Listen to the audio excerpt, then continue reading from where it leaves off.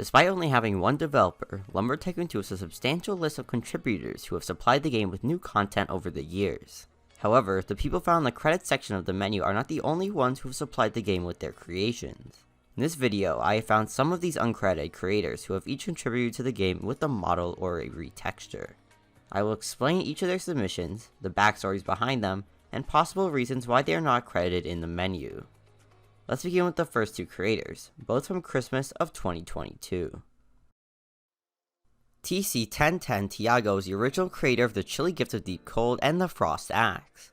This gift was added as part of the Lumber Tycoon 2 Wiki's Christmas competition, coming in first place, and being added to the game weeks later. While the gift itself retained its appearance from initial submission, the axe was heavily modified. This new version of the Frost Axe was founded from the cumulative changes made by Triangula, myself, and Defaultio. This, along with the fact that the Wiki's event did not mention Defaultio's involvement, could be the reason why TC1010 Tiago is never credited, although I am sure if you were to ask for credit, Defaultio would supply it. Much like TC1010 Tiago, Avail's Wobbly Gift of Most Confusion debuted in Christmas of 2022. The gift was the runner-up of the Wiki's Christmas competition, being added to the game shortly after the Chilly Gift of Deep Cold. In a shockingly parallel tone, the gift itself was not altered past its initial submission. However, the Warble itself received a cleaner face and decal made by myself and Defaultio. The possible reasons for Avail's lack of credit are the same as TC1010 Tiago, and once again I am sure that Avail could easily receive credit if asked. I have grouped the next two contributors into the same section, as their circumstances are eerily similar. Buttercup Lane is a name old viewers of mine may remember, as is the other half of my old channel's username, Brit and Butter Vids. Last year, Buttercup Lane and I worked together to submit an orange ball to Defaultio. However, the ball's gift was heavily altered past submission, to a point where it is uncertain if Buttercup Lane's model was used at all. Back in 2016, Creeper Company 5 did the same, submitting a yellowish ball mirroring the Daisy gift seen in 2019's Christmas event. However, both the ball's color and the gift information were altered heavily. This means that it cannot be certain that Defaultio used Buttercup Lane or Creeper Company 5 submissions to create these balls, possibly leading to their lack of credit within the game.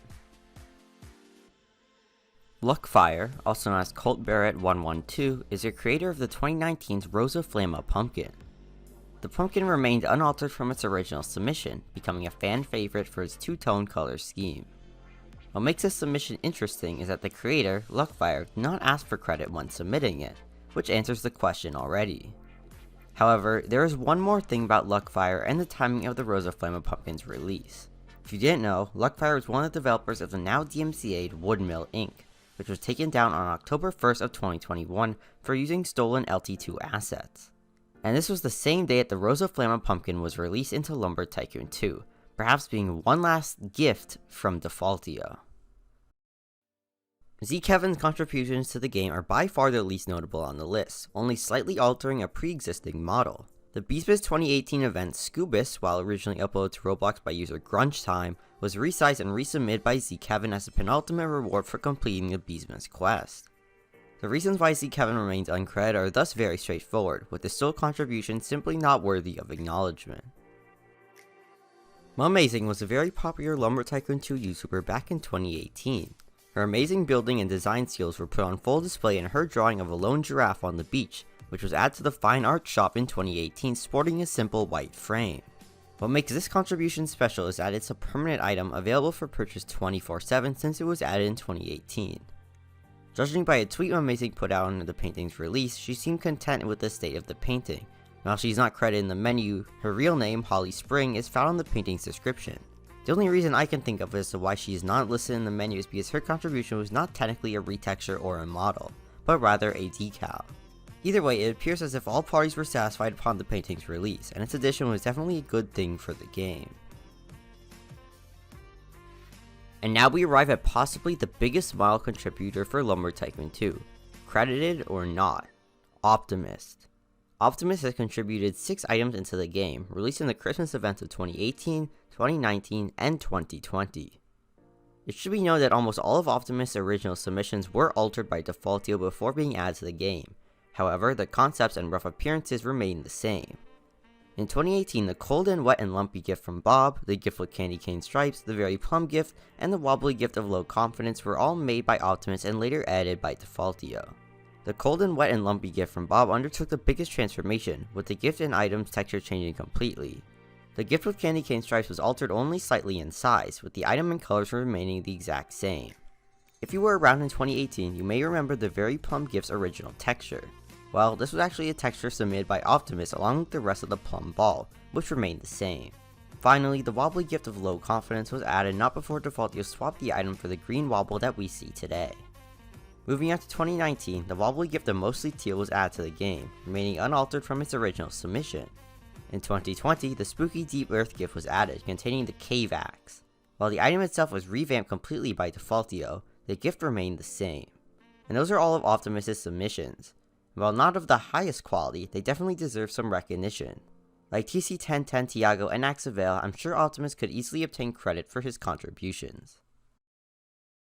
I have saved the worst for last. Matt Bucket, also known as Andrew, was Roblox developer and founder of the Beesmas events, 2 of which involved Lumber Tycoon 2.